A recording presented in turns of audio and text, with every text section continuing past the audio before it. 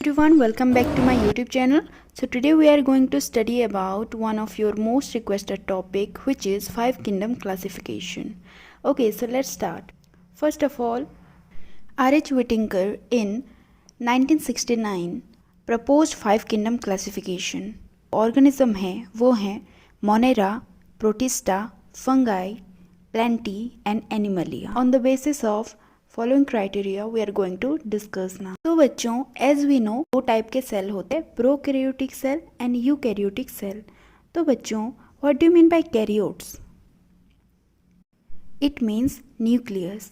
Okay, यहाँ पर दोनों न्यूक्लियस में कुछ डिफरेंस है जिसकी वजह से यहाँ पर दो टाइप के सेल हमें देखने को मिले हैं. यहाँ पर जो प्रोकैरियोट्स हैं जिनका न्यूक्लियस वेल डिफाइंड नहीं होता, इसमें जो मटेरियल्स होंगे वो अंदर पर्टिकुलर प्लेस में नहीं होंगे. ओके, तो ये है प्रोकैरियोट्स. पर जब हम यूकैरियोट्स की बात करते हैं तो इसमें क्या होता है, यहाँ पर प्रॉपर न्यूक्लियस होगा, न्यूक्लियर मेम्ब्रेन होगा and with in this membrane there are well defined genetic materials. Okay, so the prokaryotic genetic materials dispersed, whereas the eukaryotic genetic material is concentrated in the nucleus. Did you understand the basic difference? In this prokaryotic there is only one kingdom, which is kingdom Monera. तो बच्चों, पहला kingdom जो है वो है kingdom Monera.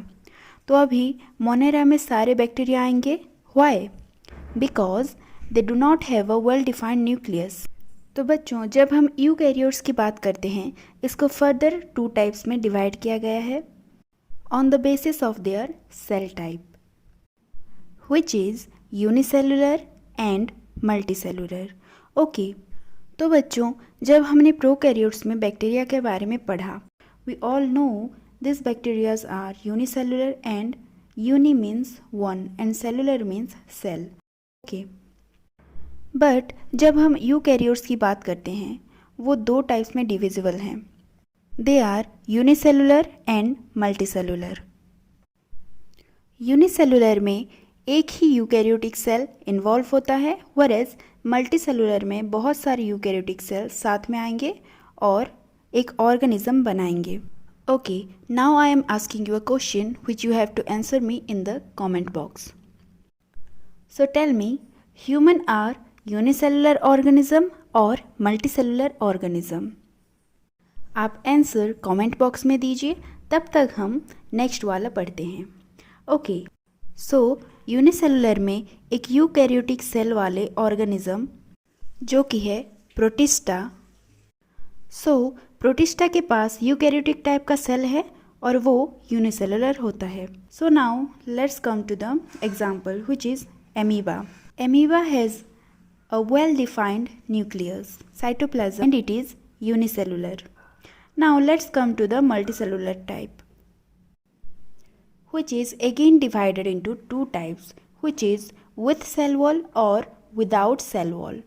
The basic difference is that कि अगर एक सेल में सेल वॉल प्रेजेंट है तो वो प्लांट सेल होगा, और अगर उसमें सेल वॉल प्रेजेंट नहीं है तो वो होगा animal cell.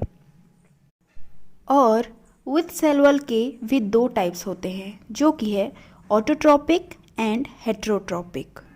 So what do you mean by autotrophic? It is basically those type of plants who prepare their own food. अपना खाना वो खुद ही बनाएंगे.